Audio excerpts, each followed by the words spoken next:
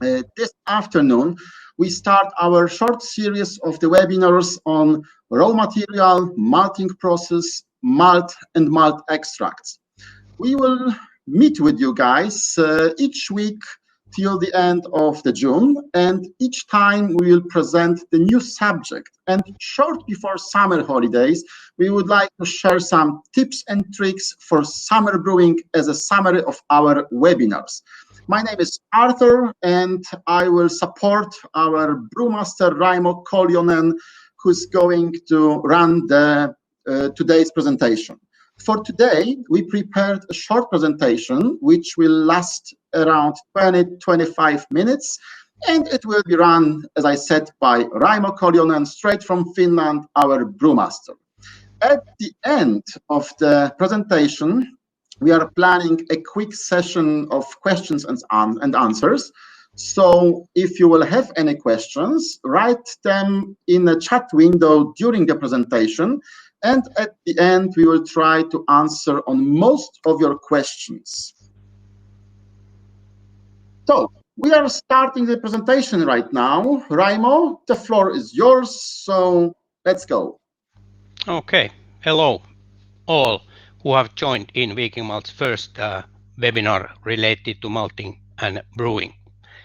We figured out to start with raw material and especially how we end up using certain varieties.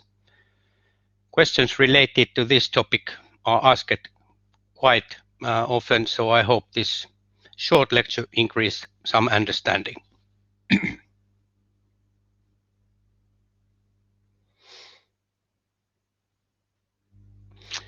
Okay, so barley development for malting use.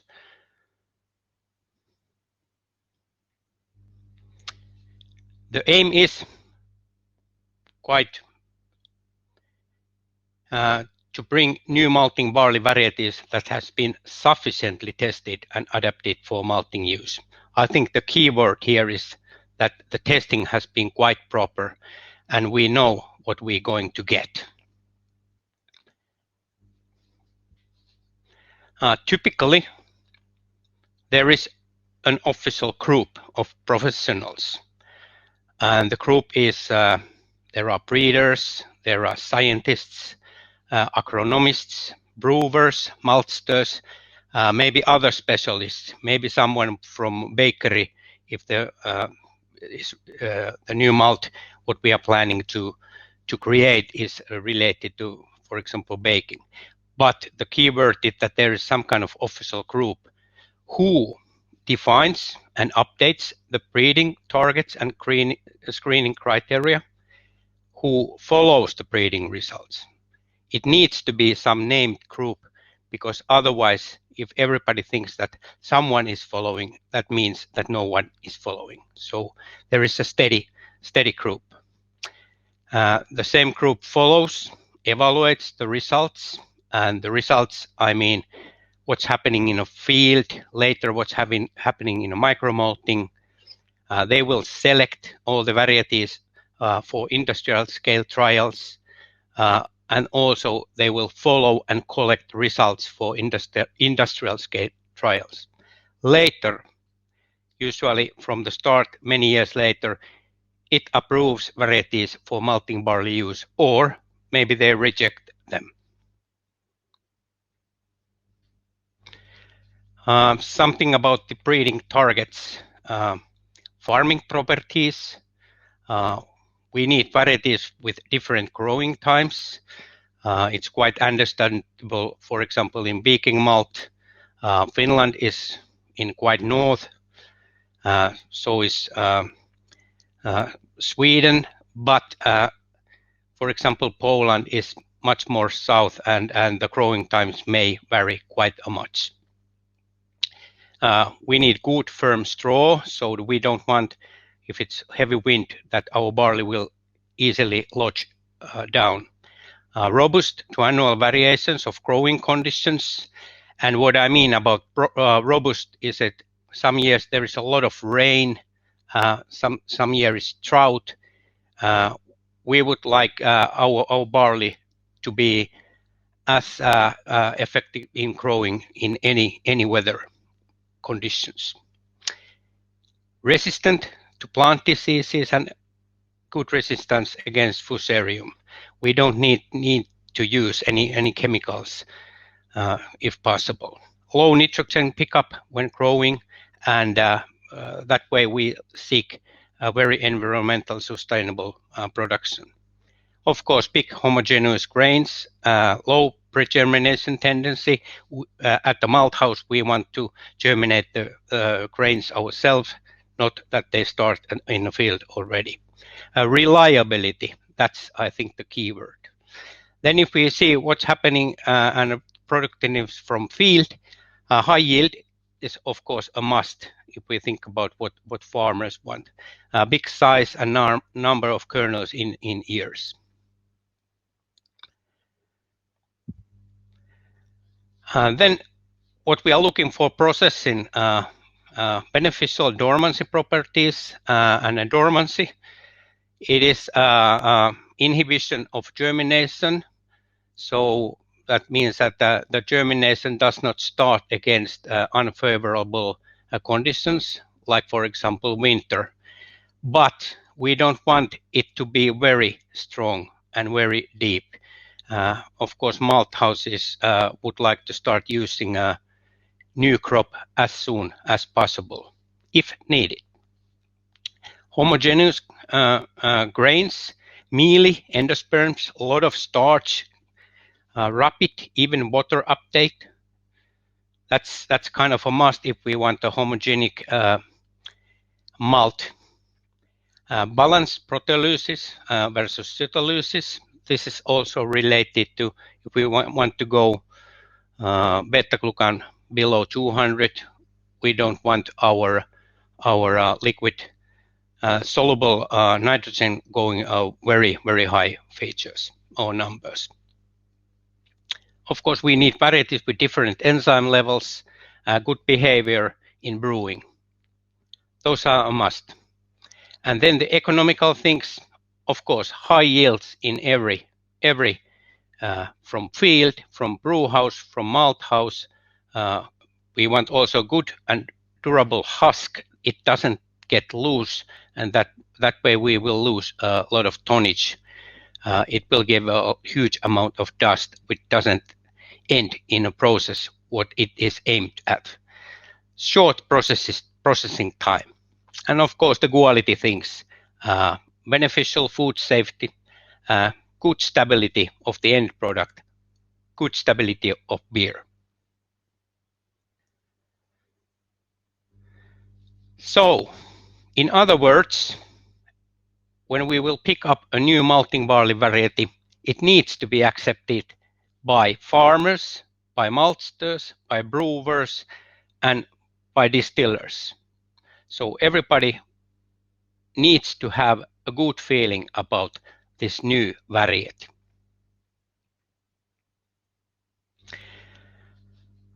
It takes quite much time, so it's a time-consuming process. Time period is even up to roughly 10 years, and then of course we need to do a marketing.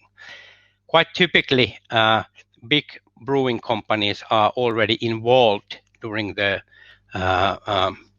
screening and approval process, so we don't need to market to those breweries.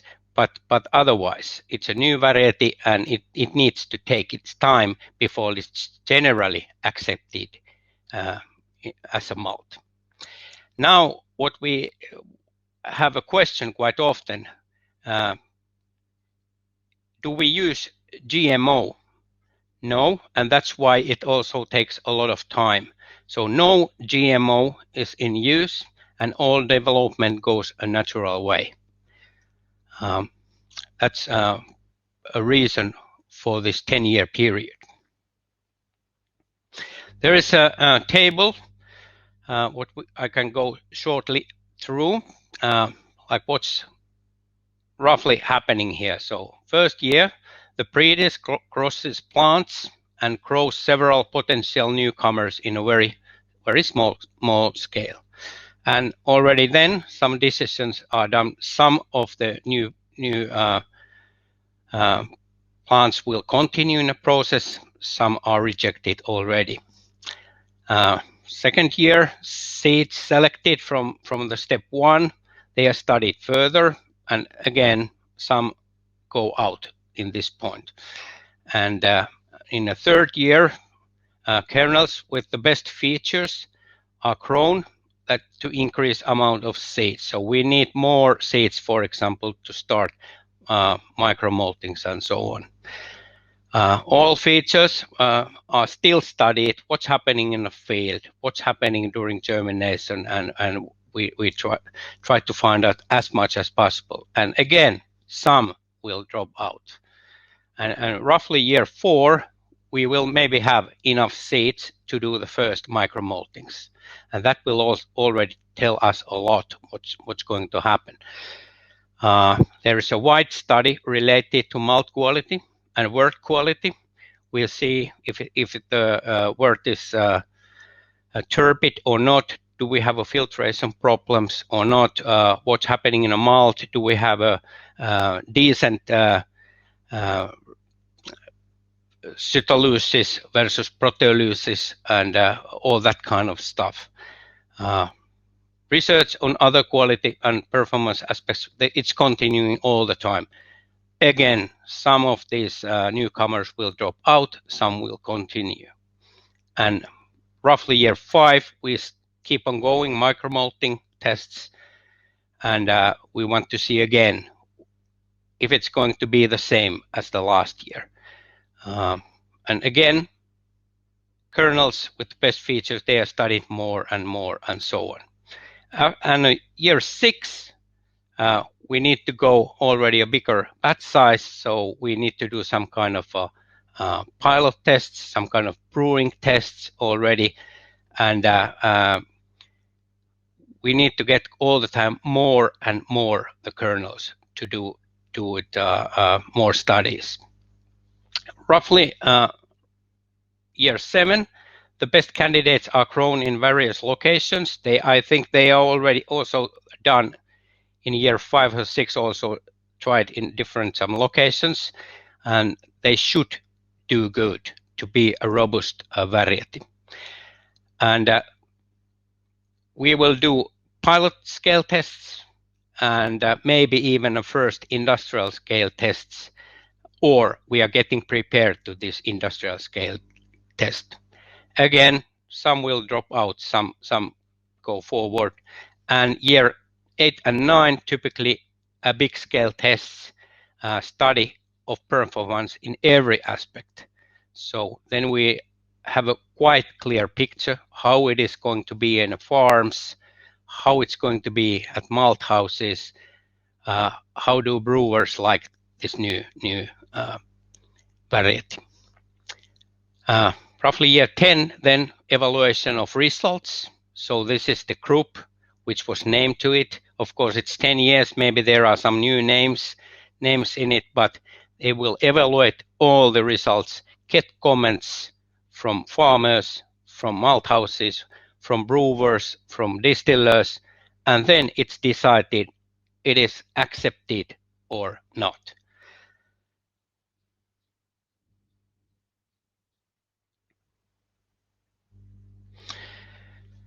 If you go a little bit back, what does brewer want from the new variety of malt? Of course, big uniform size kernels.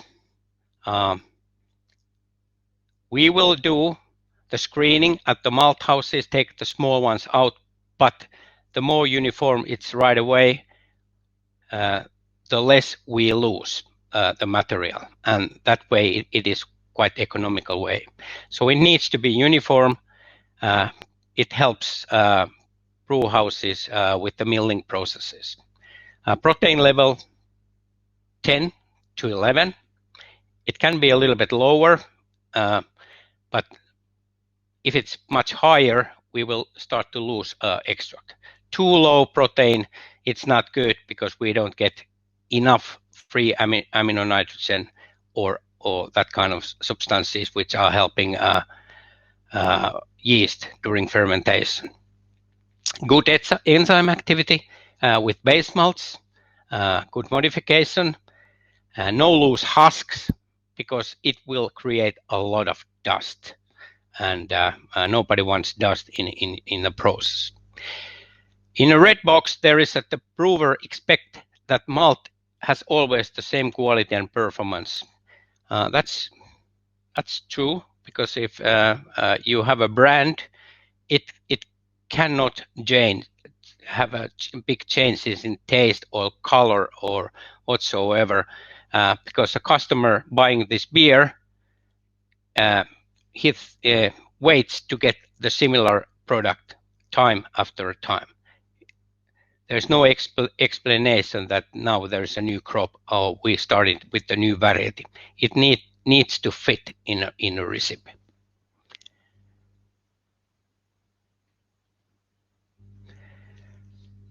The other way, what does maltster want to variety? Also the uniform sized big kernels, because we don't want to lose the small ones. No tendency for long-lasting dormancy. We don't like to store a new crop for a half a year before it can be malted. We would like it to be in use quite quickly after harvesting.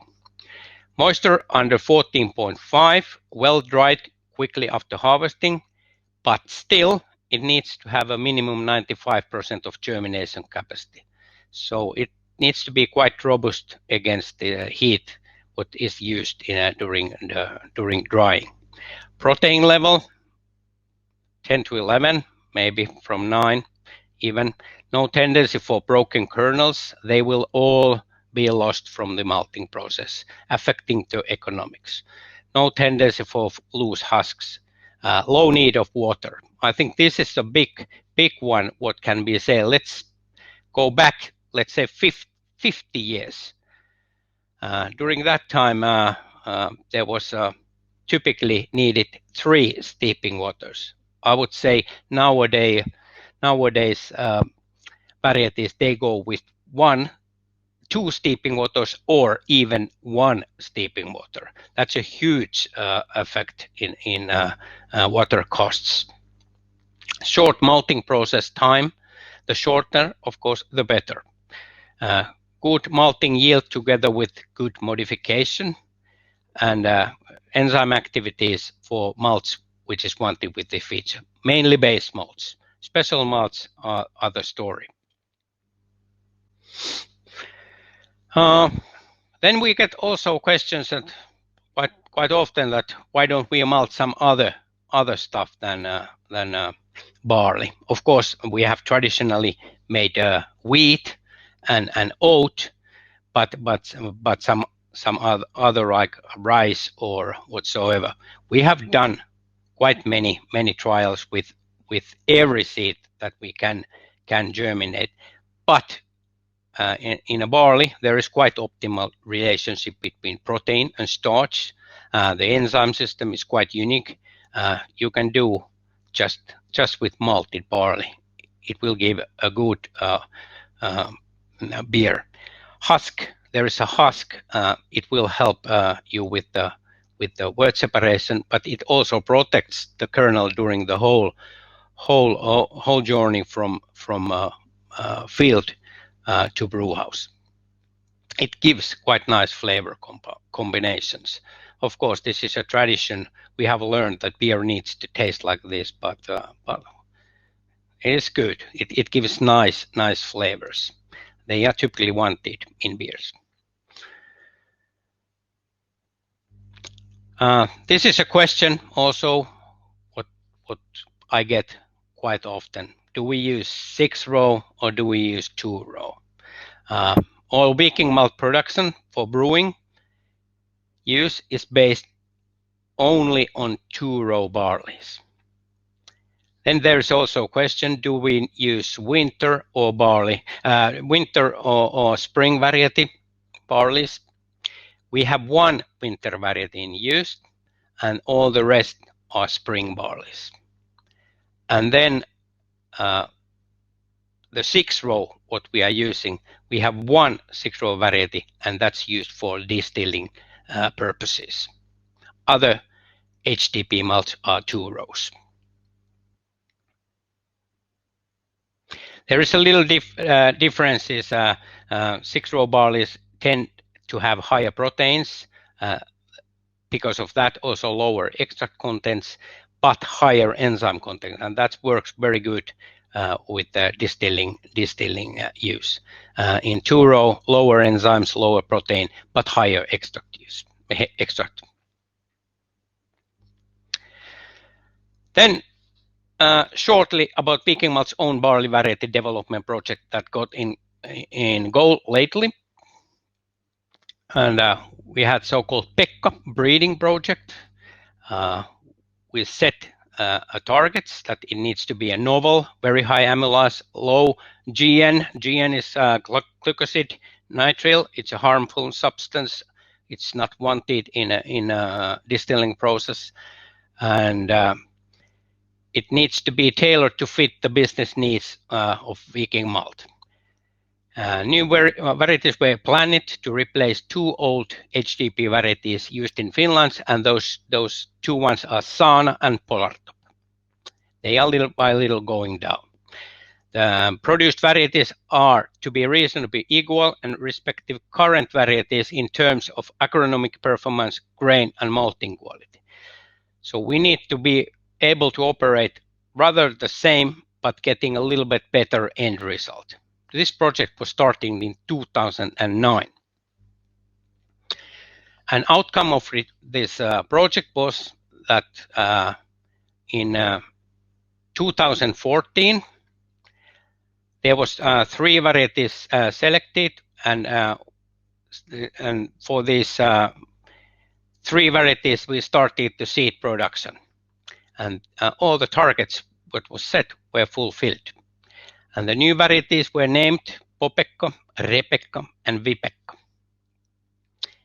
And then 3 years after, 2017, we got enough volumes for big scale production.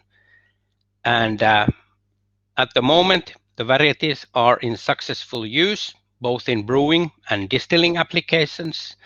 And Viking Malt has exclusive rights to those 3 varieties.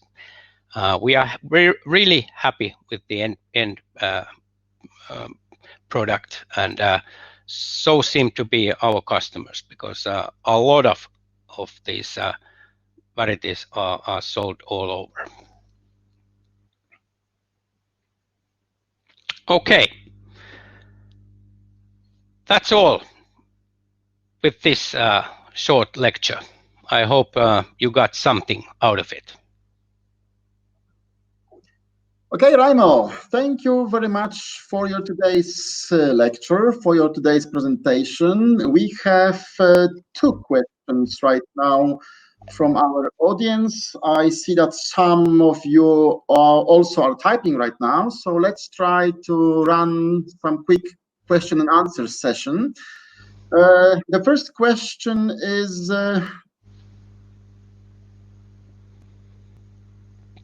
wait a second. Okay, so Raimo, what type of equipment do you use to do micro maltings? Okay, we have a Seger system. It's an old micro malting system, originally from 1960s, and you do a manual steeping, and then it keeps on automatically the temperatures, but you need to manually do the moving from steeping to a germination, and germination also you need to manually do the turnings and spraying extra moisture, but otherwise it keeps on the temperature, and then you manually again move them to our kiln, which is automated later, so it can do very many different kinds of kilning programs. Then we have also a Joe White unit, which is a fully automated malting system, so it more or less takes care of it from start to beginning. Manually, we do that. We set the moisture targets during germination exact, so that's done manually. Otherwise, fully automated. We have these micro malting units on several of our sites. Thank you very much, Raimo. So the next question, which 6-row variety are you using? Our 6-row variety is Polartop, and Polartop is only used for distilling use, like I mentioned earlier. Of course, it can be used also for brewing, but as we have a HDP malt kilning profile, it will have a quite high DMSP level. Very nice. Raimo, you did not mention turbidity as selection criteria for varieties. No problem for Viking malt? No, it is one. If it gives turbid wort, it is a thing that it is noticed quite clearly, because it's typically not a wanted feature of the malt. This is one of the key factors that may drop out the variety very early. Perfectly. So, Raimo, how about new malts? Can you tell more? I will just quickly say that we will run also another webinar, especially with this subject, but maybe you can tell something short right now. Yeah, we came out with the oat malt. That's a new thing what we came out, and it is now oat malt for brewing purposes, and then of course we will have also like this Rebecca. It's used in brewing purposes, so we do this Munich type malts from that. Also red active malt is done with the Rebecca variety. Also we use Vibecca for those too. Thank you very much. Next question. Do we get to sample the new varieties for trial use in craft breweries, or will you only integrate the new varieties in the base specialty malts?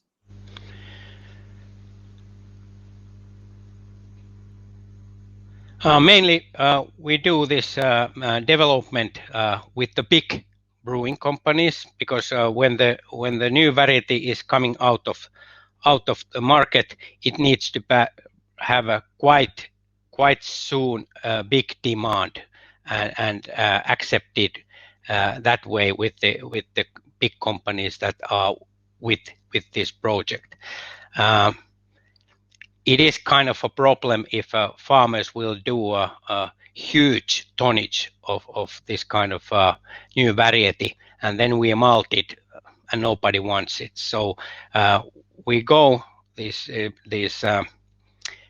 development together with big brewing companies, but I can assure you that all the big brewing companies, they have quite strict criteria for quality and the how it behaves in a brewing process, that they take care of it, that the malt will be good also for smaller breweries. We do ourselves, because most of the special malts are also made from the same varieties that the base malts are, but there are different germination programs and different kilning programs. So by that way, we differentiate the malts from base malts. Sometimes we send some new varieties even after pilot. It's sometimes a possibility that we can cooperate with smaller brewery. But of course, we have a small brewery inside a malt house, so we do quite many of these first trials ourselves. I hope this answered the question. If we are talking about the varieties, so we have a next question. Where are you looking for new varieties?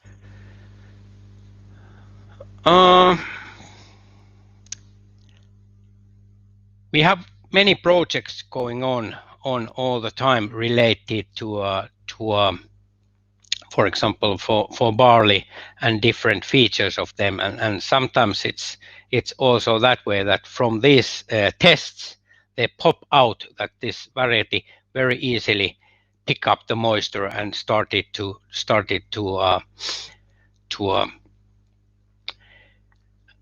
germinate more easily than the others, and by that way we can find out a new variety without exactly looking for it. But of course there is for example, a company like Heineken, there is a huge amount of barley varieties in their development list. So this is of course one source what we are looking for. So we operate more or less with all big brewing companies, so we talk with them what they want, what is coming in a market, how they R&D, what are they looking for. So we get a lot of hints.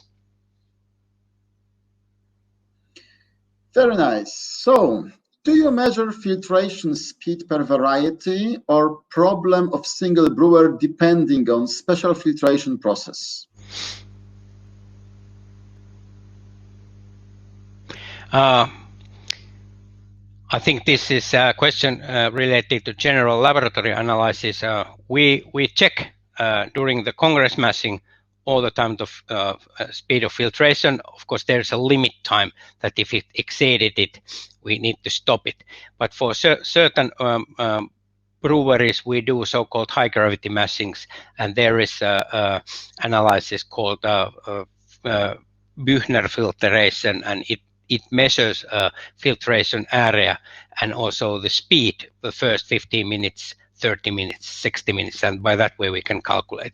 Yes, we do that. I can say, yeah, we do that. Very nice, thank you. Viking Malt is based in 4 countries. Actually, we are based in 5 countries. Do you have specific requirements of the varieties you use in each country, and how do you proceed to select the right variety? Well, how we select the right variety, I think this was what I explained during the first 20 minutes, that we end up using that. It's a very giving good results for everyone. But as mentioned, we do and cooperate with all the major brewing companies, and their specifications are quite strict, and they could give a good base of what kind of the malt needs to be. And because we deliver these malts from each our country sites in different countries, I think we obey all the generally accepted rules by any brew houses. I think we have the last question right now. So, Raimo, what attributes do you look for in varieties when dealing with craft brewing customers versus your big brewing companies? There needs to be that the variety. Besides, it's giving a great quality as a base malt. We need to be able to variate it with different kind of steeping, germination, and kilning condition to any of our special malts what we have in our portfolio. And sometimes we are looking for to get a steady haziness. We want a little bit acidity in it. It needs to be able to bring some red colors in it. We need to have sometimes really high fan figures or soluble nitrogen, low beta glucans, many kinds of malts. I think we have so many different kinds of malt that our selection of varieties, we need to cope with those. Okay, Raimo, I think we got 2 more questions, and maybe we can make some agreement that we will answer 2-3 questions more, and we will invite you for our next webinar session where we are going to talk more about malting process, and we will go more deeply in that. So in your experience, do you find any sensory performance between the different 2-row varieties when producing the same malt, pale ale, for example? Well, I've been tasting different kind of malts for roughly 20 years, and if we do 2 different varieties and we do the exact same parameters and the for example, as a Pilsner malt, to find them in sensory profile, any difference, it is quite difficult. I would say quite difficult.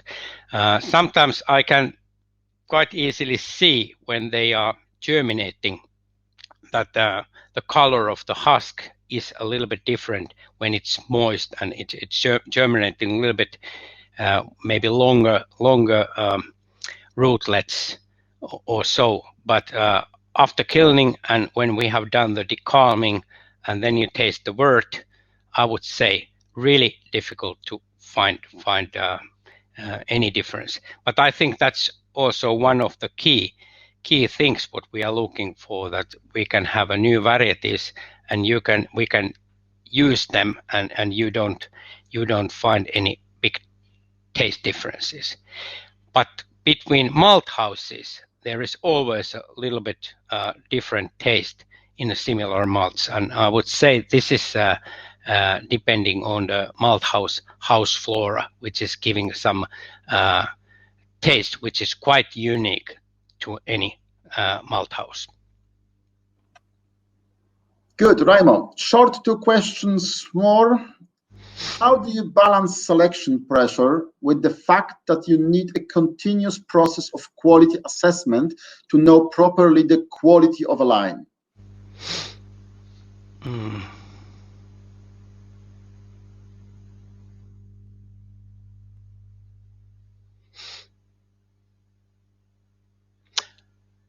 I think I don't maybe get this question very. Maybe we pick up this one and we answer it later in with the email or put it in a web pages later. Yeah. Okay, perfectly. So, do you select varieties for Finland independent of Viking Malt, Danish or Sweden? Yes, by that way that of course we all deliver for the big brewing companies. We need to have the varieties in the lists, or they need to end up in the list.